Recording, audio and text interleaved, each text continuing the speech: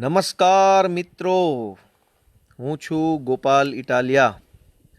રાતના 10 વાગ્યા આસપાસ આપણે ફેસબુક લાઈવના માધ્યમથી ચર્ચા કરી રહ્યા છીએ. એક અગત્યની બાબત ઉપર મારે લોકોનું ધ્યાન દોરવું છે, આમ જનતાનું પણ અને આમ આદમી પાર્ટીના કાર્યકર્તાનું પણ.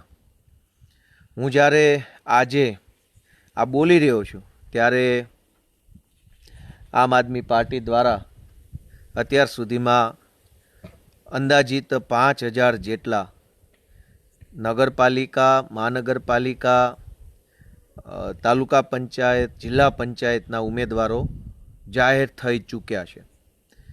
આ બહુ જ મોટી સંખ્યા છે. 5,000 જેટલા ઉમેદવારો આમ આદમી પાર્ટીમાંથી સ્થાનિક સ્વરાજ્યની ચૂંટણી લડે એ ગુજરાતના ઇતિહાસનો સૌથી મોટો આંકડો છે. કેમ કે ગુજરાતના ઇતિહાસમાં ક્યારેય કોઈ ત્રીજી પાર્ટી આટલી મોટી સંખ્યામાં સ્થાનિક સ્વરાજની ચૂંટણીમાં નથી ઊભી રહી. આ પહેલી વખત, અને હજુ ક્યાં તારીખ પૂરી થઈ ગઈ, હજુ તો લિસ્ટ જાહેર થાય છે, હજુ તો સંખ્યા વધશે, હજુ તો ઘણી વધશે. ગુજરાતના ઇતિહાસમાં કોઈ દિવસ 5,000 કરતાં વધુ ઉમેદવારો સ્થાનિક સ્વરાજ્યની ચૂંટણીમાં ભાજપ કોંગ્રેસ સિવાયની પાર્ટી દ્વારા ઊભા રાખવામાં આવ્યા નથી. એટલે પહેલી વસ્તુ તો એ છે કે આમ આદમી પાર્ટી દ્વારા ગુજરાતની અંદર એક નવો ઇતિહાસ સર્જી દેવામાં આવ્યો છે, સર્જાઈ ચૂક્યો છે, જેના આપણે બધાય અભિનંદનને પાત્ર છીએ. હું, તમે અને આમ આદમી પાર્ટી સાથે સીધી રીતે કે પરોક્ષ રીતે જોડાયેલા સૌ લોકો એના શુભેચ્છાને પાત્ર છે. બીજી વાત કે ચૂંટણી આવે અને ટિકિટ આપણે માગીએ અને આપણને ન મળે તો સ્વાભાવિકપણે દુઃખ થાય, હતાશા થાય, અલગ અલગ પ્રકારના વિચારો આવે. જે માણસ રાજકીય સ્વભાવનો હોય, રાજકીય સમજણવાળો જે માણસ હોય, જેને રાજકીય રીતે બધી ખબર પડતી હોય, એ માણસને 1 કલાક કે 1 દિવસ દુઃખ લાગે. જે માણસ બિન રાજકીય હોય, સાવ સીધા સાદા સામાન્ય પરિવારમાંથી આવતો હોય, જિંદગીમાં એ રાજનીતિ ક્યારેય જોઈ ન હોય, પહેલી વખત ટિકિટ માગી હોય ને પહેલી વખત ન મળે તો એને કદાચ થોડુંક લાંબો સમય દુઃખ લાગી શકે. કેમ કે રાજકીય માણસો તો શું હોય કે એને બધી ખબર જ હોય કે આ વખતે ન મળી તો આવતી વખતે શું થશે, કેમ થશે, કઈ ચૂંટણીમાં ચોકઠા કેમ ગોઠવવા, સમીકરણ કેમ કરવા, બધી જ રાજકીય માણસોને ખબર હોય. પણ મિત્રો, મારે એક અત્યંત મહત્ત્વની બાબત માત્ર આમ આદમી પાર્ટીના કાર્યકર્તાઓના ધ્યાને મૂકવી છે, રિક્વેસ્ટ કરવી છે. અનેક લોકો સાથે મારે પાર્ટીમાં ખૂબ સારો પારિવારિક સંબંધ છે. લગભગ ગુજરાતના તમામ જિલ્લાઓમાં 10, 15, 50, 20, 100 જેટલી સંખ્યામાં કાર્યકર્તાઓ બહુ સારા મિત્રો છે. રેગ્યુલર ટચમાં હોય, એમના ઘરે ગયા હોય, જમવા સાથે ક્યારેક ગયા હોય, ફોન ઉપર ઘણી વખત લાંબી વાતો થઈ હોય, એવા અનેક મિત્રો છે આમ આદમી પાર્ટીમાં. અને ક્યાંક પોતાના માટે, ક્યાંક કોઈ બીજા કાર્યકર્તા માટે, ક્યાંક પોતે જેને સારા ઉમેદવાર માનતા હોય એવા વ્યક્તિ માટે ટિકિટ માગી હોય અને ન મળી હોય, પછી મારું ધ્યાન દોર્યું હોય અથવા પાર્ટીમાં અન્ય નેતાઓનું ધ્યાન દોર્યું હોય, એવી ઘટના ચૂંટણી ટાણે ખૂબ બને. પણ મારે બધા જ મિત્રોને એક વસ્તુ ધ્યાને મૂકવી છે કે આજે આપણામાંથી જે લોકોને ટિકિટ મળી છે સ્થાનિક સ્વરાજ્યની સંસ્થાની, એમાંથી મારી દૃષ્ટિએ 85 થી 90% લોકો તો એવા છે કે જે એની જિંદગીમાં પહેલી વખત રાજનીતિમાં આવ્યા છે. અને એમાં 90%માંથી પણ મોટાભાગના લોકો એવા છે, બહુ ઓછા લોકો એવા છે, બોલવામાં ભૂલ છે, 90%ની અંદર પણ બહુ ઓછા લોકો એવા છે કે જે પહેલી કે બીજી કે ત્રીજી વખત ચૂંટણીની અંદર જતા હશે. તો આપણા જેવા અત્યંત સામાન્ય ગરીબ પરિવારના લોકોને ચૂંટણી સુધી પહોંચી શકાય એવું શીખવાડ્યું કોણે?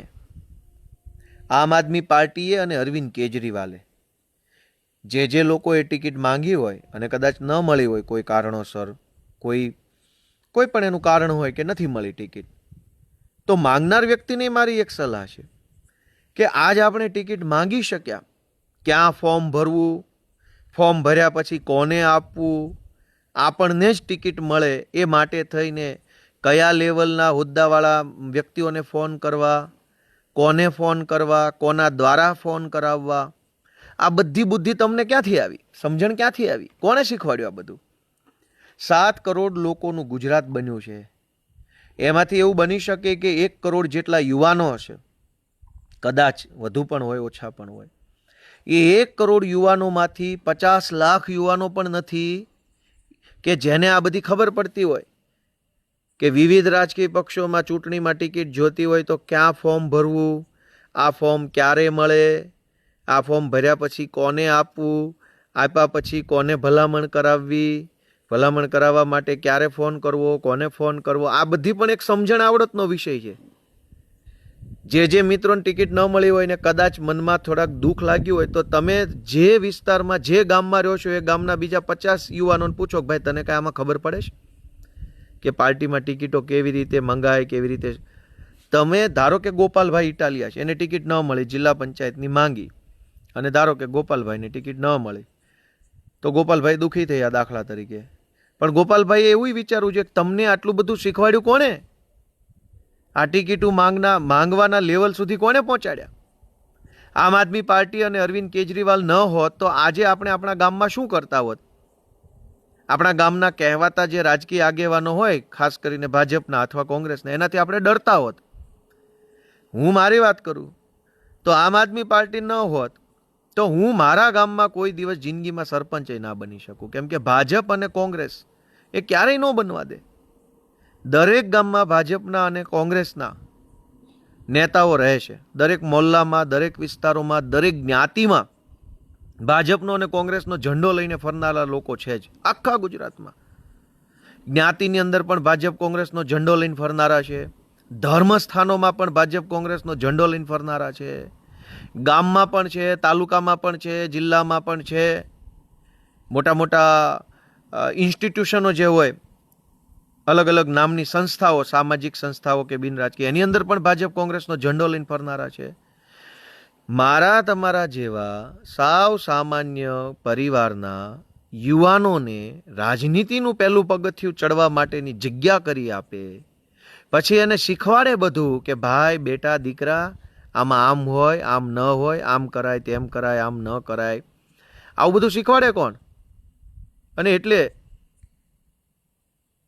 આ બધું શીખવાડનાર વ્યક્તિ કોણ ગાળ્યું લખવા માંડ્યું અત્યારથી? હજુ તો હારી હારી વાતો હાલે છે, ત્યાં ગાળ્યું ચાલુ કરી.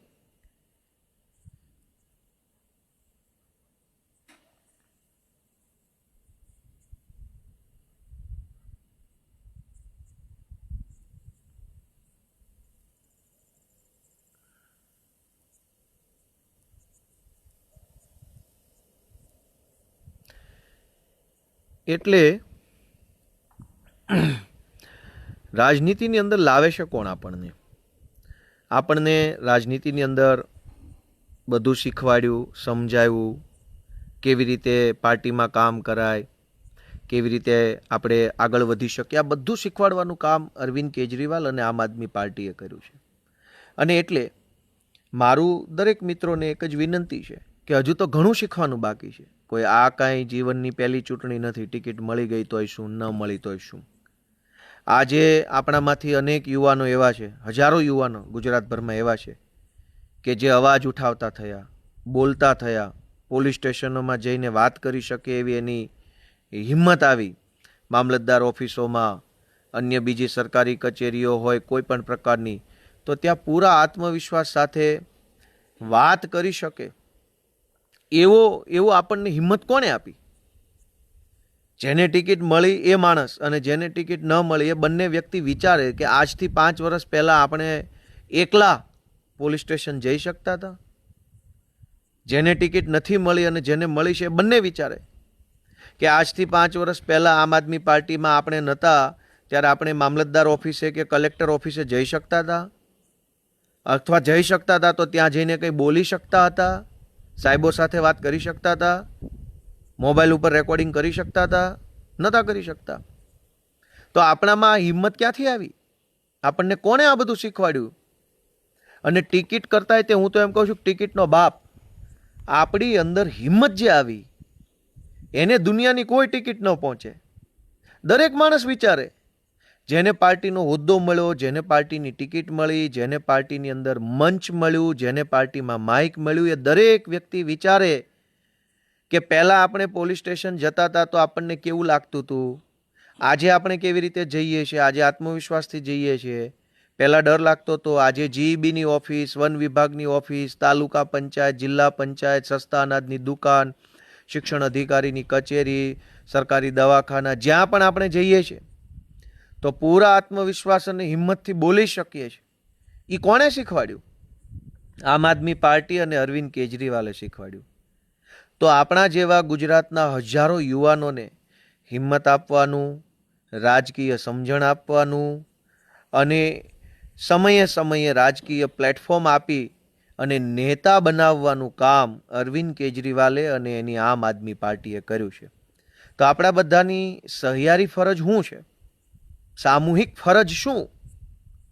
આપણા બધાની સામૂહિક ફરજ એ છે કે કોઈ પણ પ્રકારના મહત્વકાંક્ષાઓ, લાગણીઓ, અપેક્ષાઓ કે હતાશાઓમાં તણાયા વગર હજુ પણ કરોડો યુવાનોને રાજનીતિનું પગથિયું ચડવાની તક મળે એ માટે થઈને આપણું દુઃખ સાઈડમાં મૂકીને આમ આદમી પાર્ટીને ગુજરાતની અંદર પ્રસ્થાપિત કરવા માટે આપણે યોગદાન આપવું જોઈએ. ઘણા બધા મિત્રો મારા સંપર્કમાં છે, એમણે પોતાની લાગણીઓ મને વ્યક્ત કરી કે ગોપાલભાઈ, હું પાર્ટીમાં આટલા વર્ષથી કામ કરું છું, અથવા તો હું આવું કામ કરું છું, અથવા મેં આવી તકલીફ વેઠીને આવું કામ કર્યું છે. એમણે પોતાની બધી જે કાંઈ પણ બાબતો હતી મને જણાવી. મારું એટલું જ કહેવું છે કે આપણે ટિકિટ માગી શકીએ કોઈ પાર્ટીની અંદર, એ લેવલના નેતા પણ કોણ બનાવે છે આપણને? અનેક યુવાનો, આજ હું મારા વતનનું ગામ ટીમ્બી છે, ટીમ્બી ગામમાં અત્યારે ટિકિટ એમ કહો કે ભાઈ ટિકિટ જેને જોઈએ એને આપવી છે તો પણ માગવાવાળા માણસો નથી. હરીફરીને એક બે ભાજપમાંથી ને એક બે કોંગ્રેસમાંથી. બીજો અવડું મોટું ગામ છે 2,500-3,000ની વસ્તીનું, એમાં કોઈ ટિકિટ માંગનારો માણસ નથી. કેમ કે કોઈને ભાજપ કે કોંગ્રેસ ક્યારેય રાજનીતિ શીખવા જ નથી દેતું. એટલે ગામમાં મત આપનારા 2500 હોય પણ ટિકિટ માંગનારા 2 નથી હોતા. તો જે ટિકિટ માંગનાર વ્યક્તિ બની ચૂક્યો છે એણે તો પહેલાં ખુશ થવું જોઈએ, અરવિંદ કેજરીવાલનો આભાર માનવો જોઈએ કે તમને આટલું તો આવડી ગયું. કરોડો લોકોને તો માગતાય નથી હજુ આવડતું, કેમ કે રાજનીતિ ખબર જ નથી કેવી રીતે ચાલે છે, કેવી રીતે આ પ્લેટફોર્મ કામ કરે છે, કેવી રીતે હોય છે વગેરે. અને એટલે મારી ગુજરાતભરના તમામ યુવાનોને વિનંતી છે કે આમ આદમી પાર્ટીના પ્લેટફોર્મને મોટું બનાવવા માટે તમારા સહયોગની જરૂર છે. રાજનીતિ તો એન્ડલેસ છે, અંતહીન, આનો કોઈ અંત નથી. ગોપાલભાઈ મરી જશે અને બધાય મરી જશે તો રાજનીતિ ચાલતી રહેશે. પણ રાજનીતિમાં નવા માણસો આવતા રહે, નવા વિચારો ધરાવતા યુવાનો આવતા રહે, નવું અલગ પ્રકારની ડિગ્રીઓ લઈ ભણેલા અલગ વિષયોના જાણકાર માણસો આવતા રહે, તો રાજનીતિનો પ્રવાહ જે છે એમાં સતત એક તાજગી ભરી રહે. આજે શું થયું? તમે જિલ્લા પંચાયતની ચૂંટણીઓનો માહોલ જોશો તો લગભગ ગુજરાતના દરેક જિલ્લામાં ભાજપ અને કોંગ્રેસમાં છાપેલા કાટલાઓ ટિકિટની લાઈનમાં ઊભા છે. કમસે કમ છેલ્લા 30, 35 વર્ષથી ગામને ગોથે ચડાવ્યું હોય, ગામને લૂંટી લીધું હોય, સમાજની અંદર ભાગલા પડાવ્યા હોય, લોકોમાં વાદ વિવાદ કરાવ્યા હોય, બે જ્ઞાતિ વચ્ચે ઝઘડા કરાવ્યા હોય, આવા જ માણસો તાલુકા જિલ્લાની લાઈનમાં ઊભા, ટિકિટની લાઈનમાં. જે મારી આ વાત સાંભળે છે એ બની શકે બનાસકાંઠાના હોય, પાટણના હોય, ભાવનગરના હોય, છોટાઉદેપુરના હોય. ગુજરાતના દરેક જિલ્લાની આ જ કહાની છે કે વર્ષોથી જે લોકો છાપેલા કાટલાઓ છે એ જ રાજનીતિમાં આગળ આવતા જાય છે. એ જ તાલુકામાં, એ જ જિલ્લામાં, એ જ નગરપાલિકામાં એના જ છોકરા, એના કુટુંબ, એના કાકા, એના ભત્રીજા, એના બાપા, એના એ જ લોકો. તો અરવિંદ કેજરીવાલે 5,000 કરતાં પણ વધુ તાજા તરવૈયા નવયુવાનોને, નવયુવતીઓને, નવા વિચારો ધરાવતા યુવાનોને આમ આદમી પાર્ટીના માધ્યમથી તાલુકા, જિલ્લા, નગરપાલિકામાં તક આપી છે. કેટલાક લોકોને ટિકિટ મળી, કેટલાકને ન મળી. જેમને મળી એમાંથી કેટલાક જીતશે, કેટલાક હારી જશે. આ બધું થવાનું છે. પણ નવી નવું નેતૃત્વ આવ્યું, નવા વિચારો આવ્યા, નવી દિશા મળી, એનાથી સારું ગુજરાતમાં બીજું હોઈ શું શકે? અને એટલે મારી બધાને વિનંતી છે, અને ખાસ કરીને જેમને ટિકિટ નથી મળી, અને પહેલી વિનંતી એમના માટે છે કે ભાઈ, ટિકિટ નથી મળી પણ આમ આદમી પાર્ટીમાં આવીને હિંમત મળી ને, પોલીસ સ્ટેશનોમાં, સરકારી કચેરીમાં બોલતા તો થયા ને. ટિકિટ નથી મળી પણ રાજકીય કામ કેવી રીતે કરાય એ જાણકારી તો મળી ને. ટિકિટ નથી મળી પણ પાર્ટીમાં અને પાર્ટીના કારણે પોતાના આસપાસના વિસ્તારમાં અને સમાજમાં થોડીક આબરૂ ઇજ્જત તો વધી ને. આપણે કોઈ પાર્ટીમાં ન હોઈએ તો પાનના ગલ્લે આપણી નોંધ ન લેવાતી હોય, પણ તમે આમ આદમી પાર્ટીનો કાર્યકર્તા બનો એટલે તમારા જ્ઞાતિના વોટ્સએપ ગ્રુપમાં, કુટુંબમાં, પરિવારમાં, સગાવાલામાં નોંધ લેવા લાગે કે રમેશભાઈનો છોકરો તો ઝાડુવાળામાં જોડાણો છે, કેજરીવાલમાં જોડાણો છે, ઈશુદાનની પાર્ટીમાં છે, ગોપાલની પાર્ટીમાં છે, આવું બધું બોલે. તો ટિકિટ નથી મળી, હિંમત મળી છે, ટિકિટ નથી મળી, ઇજ્જત આબરૂ મળી છે, ટિકિટ નથી મળી, પણ આપણને રાજકીય કામ કરવાની તક મળી છે. તો ભવિષ્યમાં ટિકિટ પણ મળશે, હોદ્દા પણ મળશે, સરકારમાં મંત્રી પણ બનશો. જરૂરી થોડું છે આ કોઈ પૃથ્વી થોડી પ્રલય થઈ જવાની છે કે આ ચૂંટણી પછી પ્રલય આવશે અને બધું આખી માનવ સૃષ્ટિ નાશ પામશે, એવું તો કાંઈ થવાનું નથી. તો દરેક મિત્રોને જેને ટિકિટ મળી છે એમના માટે મારી તો વિનંતી છે. મને મારી જિંદગીમાં આમ આદમી પાર્ટીએ 2 વાર ટિકિટ આપી, એકવાર કતારગામથી અને એકવાર વિસાવદરથી. એકવાર હાર્યો ને એકવાર જીત્યો. ટિકિટ જેને પણ મળી છે એમને 2 હાથ જોડીને વિનંતી છે કે ભાઈ, અહંકાર ન કરતા. જે દિવસથી તમારા વાણી વર્તનમાં અહંકાર આવ્યો એટલે સમજી લેજો કે તમારું પતન થતાં ઈશ્વર પણ તમને નહીં બચાવી શકે. કેમ કે દુનિયામાં એક માણસ બીજા માણસને ક્યારેય આગળ નથી લાવી શકતો, અને એક માણસ બીજા માણસને પાછળ નથી રાખી શકતો. આપણા વિચારો જ આપણને આગળ લઈ જાય અને આપણા વિચારો જ આપણને પાછળ રાખી દે. જીવનમાં આગળ વધવું હોય તો અહંકાર ન હોવો જોઈએ. આપણને ટિકિટ મળી ગઈ છે તો આપણે સૌથી નાના બની જવાનું, અને આપણા કાર્યકર્તાને મોટા માનવા પડે, આપણી ટીમ મોટી માનવી પડે, આપણા નેતાઓને મોટા માનવા પડે, આપણી જનતાને મોટી માનવી પડે. આપણે ટિકિટ મળી ગઈ એટલે હું મહાન છું ને હવે જેને નથી મળી અથવા મને ટિકિટ ન મળે એ માટે જેણે કોશિશ કરી હતી એ બધાને હું ઇગ્નોર કરું, એવું નહીં કરવાનું. કેમ કે એ સારા નેતાના લક્ષણ નથી. રાજનીતિ તો બહુ લાંબી ગેમ છે, બહુ લાંબી ગેમ છે. કોઈ 2, 5, 10 વર્ષની ગેમ નથી, 100 વર્ષની ગેમ છે. અને એટલે જેને ટિકિટ મળી છે એ દરેક મિત્રોને વિનંતી છે કે બિલકુલ અહંકાર ન કરવો, સહેજે અભિમાન આપણા વાણી વર્તનમાં દેખાવું ન જોઈએ. કોઈ મોટી તોપ બનીને ફરવું નહીં. ક્યાંય પણ આમ બોલવામાં જરાય પણ તોછડું વર્તન આપણી પોતાની ટીમ અને પબ્લિક સાથે ન કરવું. ભાજપવાળાને 4 શબ્દો આકરા કહી દો તો એ તો કંઈ બહુ વાંધા જેવું નથી, કહેવા જ જોઈએ. અને ભાજપવાળા વિશે તમે આકરું નહીં બોલો તો તમે નેતાય નહીં હોવ. એટલે ભાજપવાળાને વાંધો નહીં, એ તો હું છે જ એવા નાલાયક કે આપણે એને સીધી ભાષા સમજ્યામાંય નથી, હરામી છે જન્મજાત જ તે. એટલે એને કહી દો, એને વાંધો નથી, પણ આપણી પોતાની ટીમ, સમાજ, જનતા, સમાજના વડીલો, એમને ક્યારેય આપણે એવું વર્તન ન કરવું કે અહંકારી દેખાય. એટલે જેને ટિકિટ મળી છે એ વિનમ્ર બનીને રહે, સરળ બનીને રહે, કોઈ ખોટો શો ઓફ ન કરે. નથી મળી એ મિત્રોને ટિકિટ મળતા પહેલાં બીજું ઘણું બધું મળ્યું છે. મેં ગણાવ્યું એમ, હિંમત મળી, સમાજમાં રિકોગ્નિશન, અંગ્રેજી શબ્દ છે રિકોગ્નિશન, એટલે કે ઓળખ. આજ કરોડો લોકોની આમ કોઈ ઓળખ નથી. રેલવે સ્ટેશન સામે મળી જાય તો આપણે બેઠા હોય, પૂછે ભાઈ, તેમ કે મારું નામ રમેશ. બહુ તો પોતાનું ગામનું નામ જણાવી શકે, બહુ તો પોતાની જ્ઞાતિ જણાવી શકે. એનાથી આગળ ઓળખ નથી.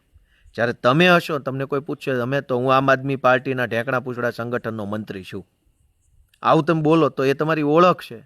આમ આદમી પાર્ટીના પ્રદેશમાં, તાલુકામાં, જિલ્લામાં, મહાનગરના મોરચામાં, ઉપપ્રમુખમાં ફલાણ, તો એ ઓળખ છે. તો આપણને હિંમત, ઓળખ, આવડત આ બધું જ આમ આદમી પાર્ટીના માધ્યમથી અરવિંદ કેજરીવાલજીએ આપ્યું છે.